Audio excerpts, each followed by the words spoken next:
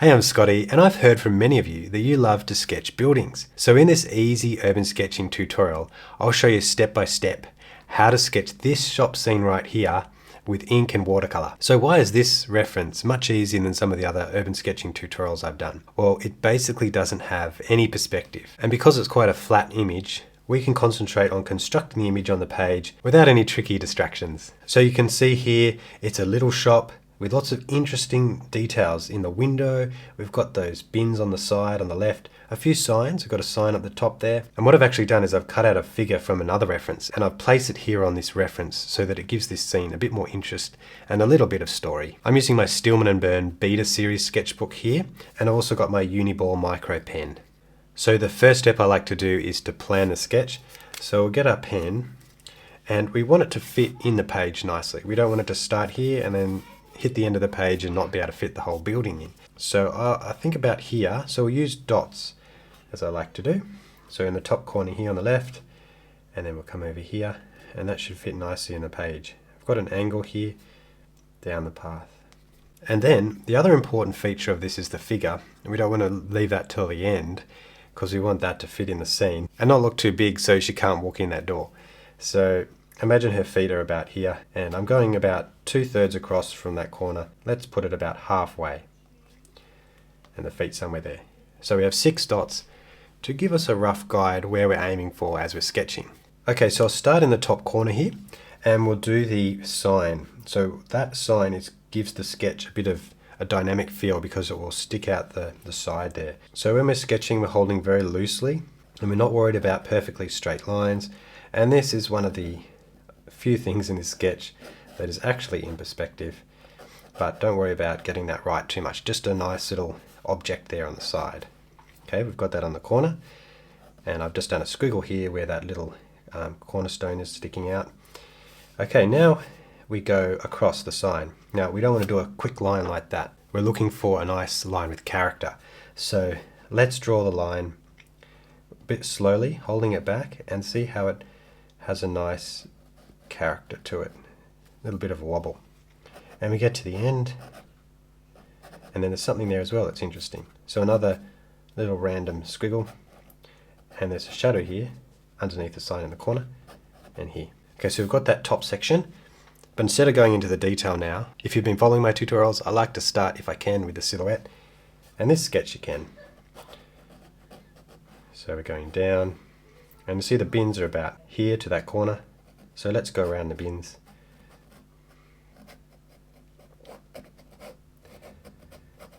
Okay, and a little hint, we want to make it dynamic and expressive. So even though we're following the silhouette, we want to find lines that bring our eye in, and especially to that figure, because that could be the focus. So I've got that little bit of pathway there coming towards the bin. I could aim it up here, but there's nothing there of interest. So the face is here. I might add it a line like that, and that points to that head. Okay, now let's go down. I'm following the footpath, not the bottom of the shop. And there's something here nice coming into the page like that. Okay, and now we can come down this side. And again, just a straight, slow line. Okay, so now we have the silhouette. And another interesting thing to add to buildings is power lines coming in. And so I can imagine, it's not there, but I can imagine something coming in the side here, which balances that. Okay, so now the figure. This might be the trickiest thing for you to draw if you're a beginner. Because the figure is quite small on the page, we're going to only divide the figure into 4 shapes. If you're having trouble with working out the height of the figure, one way we can do it is by estimating how big the head is. So I'll put a little dot there. And then there should be 6 heads between the shoulders and the top of the ankles. Okay, come down a little bit, and then 1, 2, 3, 4, 5, 6. The shoes would be a little bit lower than the dot I have there if the head was that big. Just from observation, we're just going to do a silhouette around that form, and it can be just as loose as these outlines. See, that's the visor of the cap. Just going around that top, and then there's the hair at the back. It comes down like that, and then the other visor up like that, and then the ear. Now the ear starts in the middle of the head there and goes back to that right quadrant. And then we're not worrying about the outline of the nose and the lips. Let's just draw a very simple shape down like this, like a little V going back up to the ear. Okay, so now we've got our head size. I'm going to draw that silhouette. There's a little shape there. I'm not even worrying about the shape of the hands. And about halfway between where I want the ankles to be and the neck, that's where that middle of the body is. About halfway is the bottom of the jacket. Let's draw the other side. Then the bag comes like this, and it comes down about halfway, about to the knee, so about there.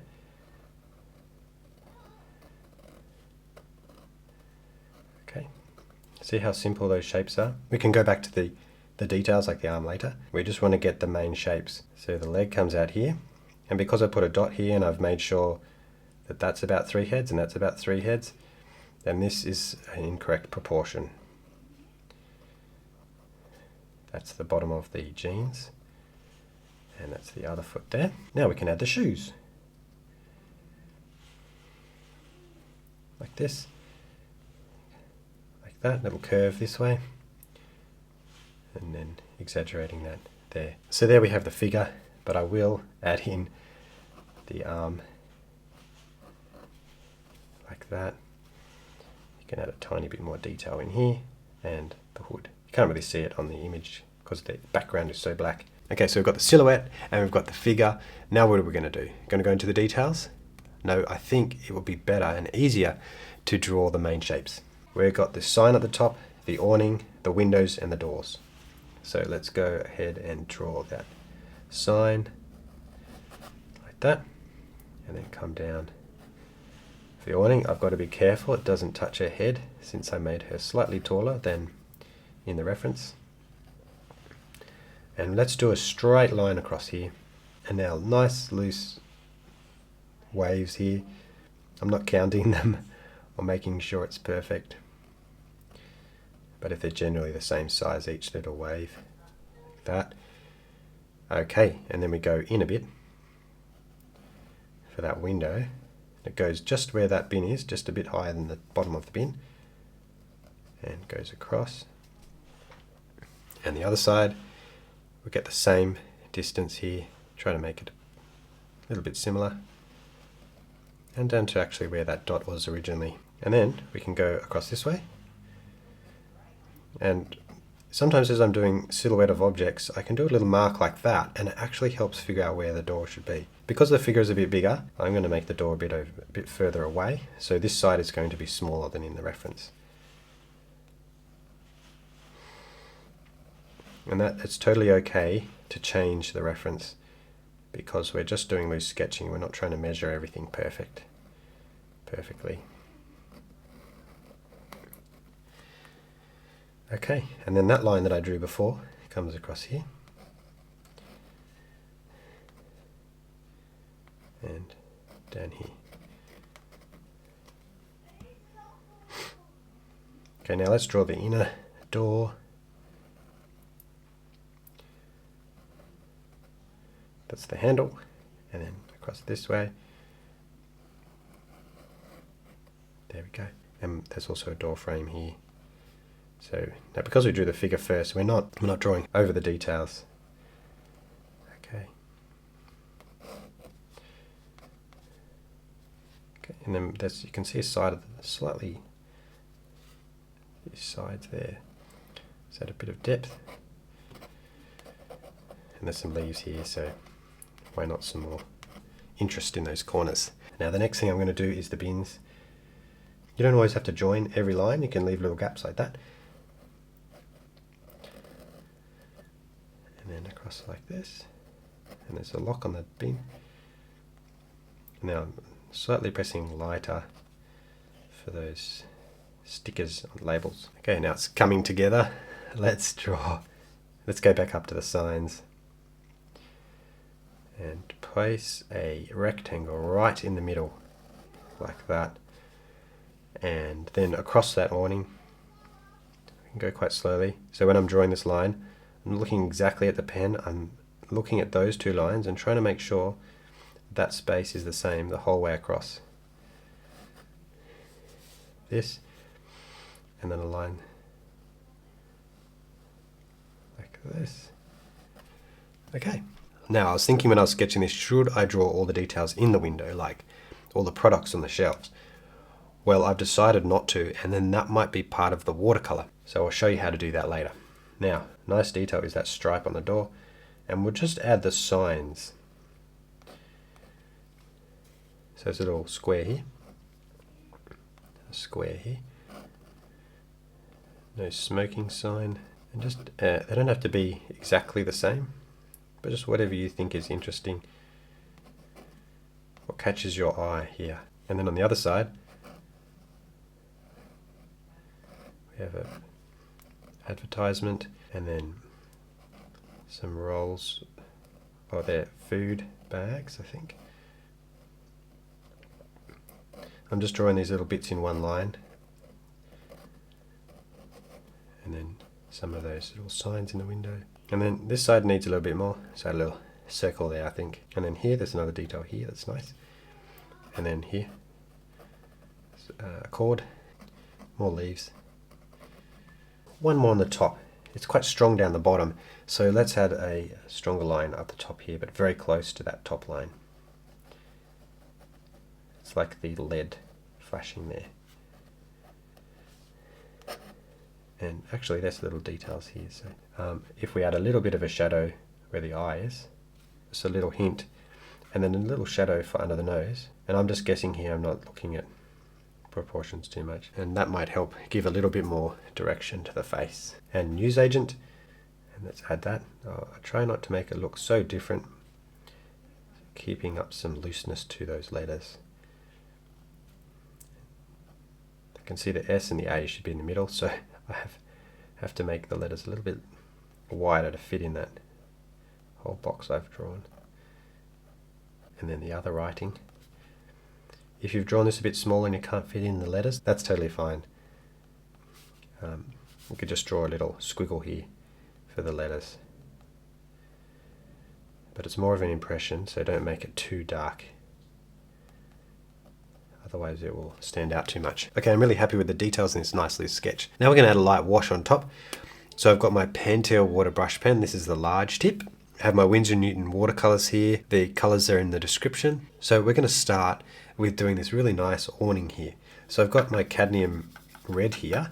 I want it to be very, very light, because this stage here is all about a very light wash. And also, by the way, I've got my sketchbook at an angle with an iPhone stand just behind it to give it a bit of an angle. Okay, so I'm starting here, push on the side there. Okay, and I'm looking to keep it loose as well, so not exactly in the line, so there's some white bits there. And I'll bring it across. Now, to give it interest, we want to add a color change. So I'm going for my rose madder here, and then I'm using that blob there of water there, and to bring it across and change the color, and it will grade in there really nicely. Okay, that's nice. And that warmth of that color there, that red cadmium, will bring that forward a little bit. And then add a really light sections here for those signs. See, I'm just brushing on the side. Can you see how that's a very light wash? Now what I want to do is the main shape in the windows. So I have Paynes grey and ultramarine blue for that. So I've got a bit of Paynes grey here. And I'll start at the top, and hopefully it's still quite light. And I'm just kind of dabbing it around, mostly avoiding those pieces of those stickers on the outside. Okay, so we've got a layer there, and then we get let's get ultramarine and dab that around, mix that down there. It's okay if it has little spots like that, going outside the lines, going into the lines of somebody else, of another area. Okay, we're getting that down. And because it's on a slight angle, it helps a little bit with stopping it blooming in certain areas. But if you've put too much water, you can use your brush, dry it on a cloth like I have here, and just dab those areas, dry, dab. Okay, so we're keeping that simple like that. I also think it would be nice to add something up here, a little bit up there, to contrast those two sections. Now we'll move on to the footpath. So I have some yellow ochre, and that starts here. So to blend it in, I'm not going to do a big square here. Let's make sure that that is loose and bringing your eye in. And same thing across here, little bits over the line. And then once again, let's change to another colour. This is burnt sienna. Okay, you can blend it off that way. And a lot of this loose and expressive sketching is about leading the eye in and not having those defined spaces exact. So that's what gives it a bit of movement. I've avoided the figure and this nice red stripe here until that paint dries around it so it doesn't bleed in too much. A bit of yellow on that sign, so I don't want to ignore that. And a bit of yellow there. Now we also have Prussian blue, which is like a lighter blue. I will add just a little bit of colour on the side here to show that it's sky. And you can also tap your brush, whether it be a brush pen like this or some other brush, and give it that interest there. And I'll add some sparkles of that blue in the window as well, because it might be reflecting. But we'll do a bit more of that later at the end. Okay, so now I'm going to do the shapes that we made with the figure. So I've got emerald colour here, and this is important to leave little bits of white on the side that's facing the sun, which is this way. So it's really nice to add some white space there.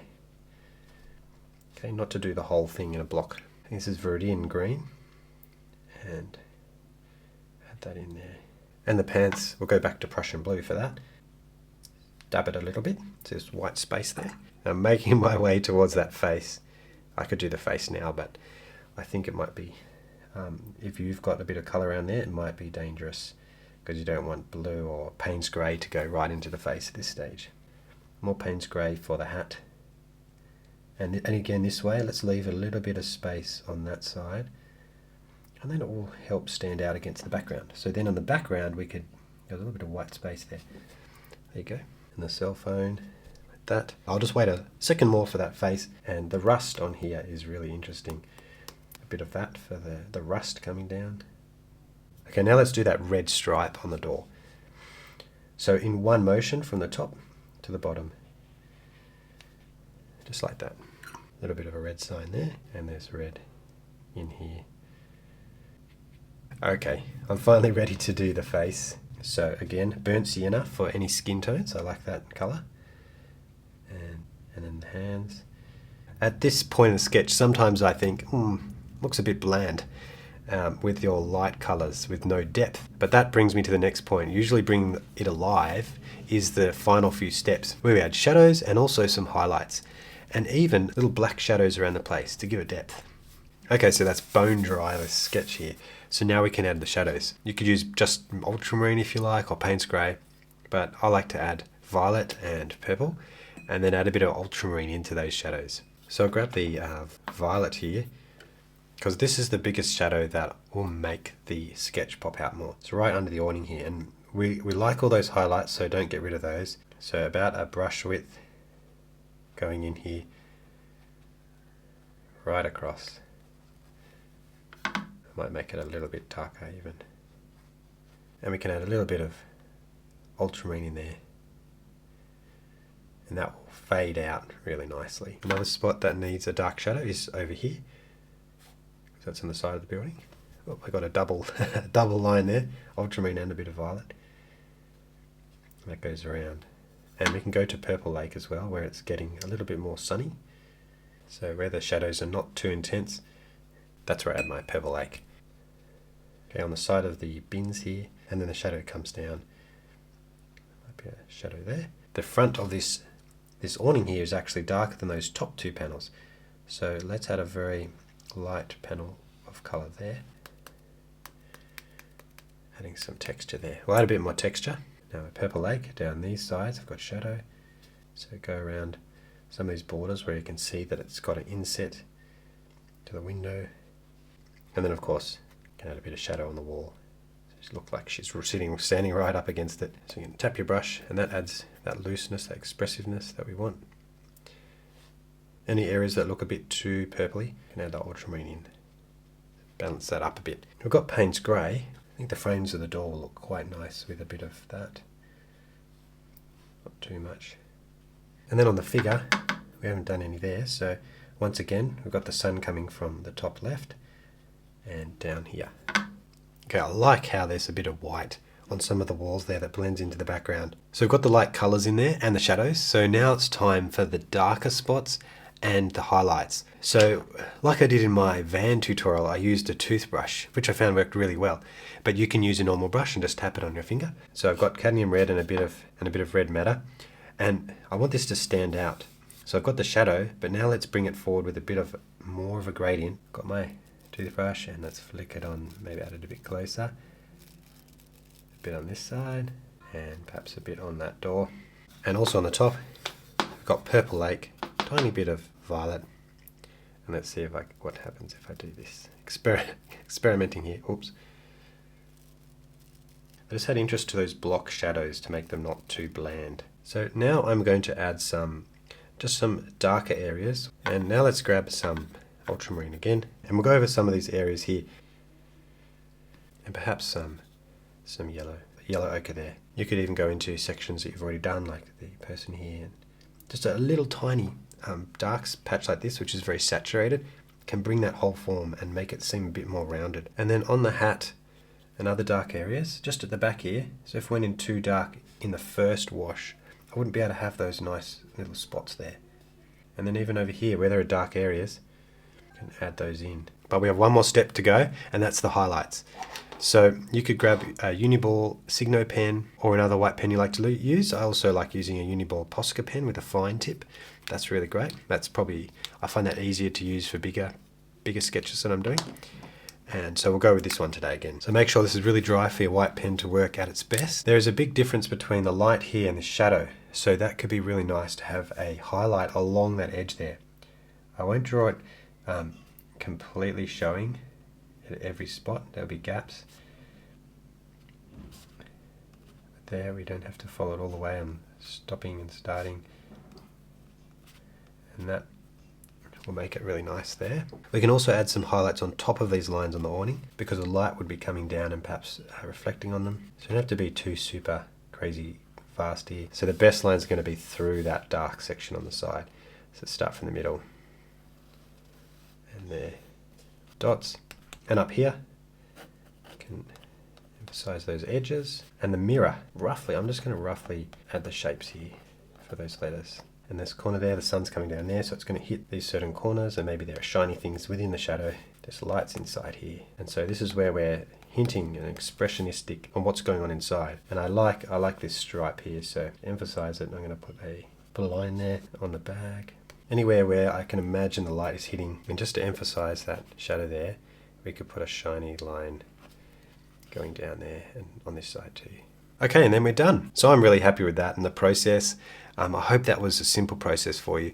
Let me know in the comments if you struggled with any of the steps here or didn't understand. I can answer your questions. If you'd like a full res version of the reference that I made here, then I'll pop that on my Patreon and you can download it there, as well as finding a lot more fundamental sketching tutorials that I'm building there. But thank you so much for watching, and I'll see you in the next one.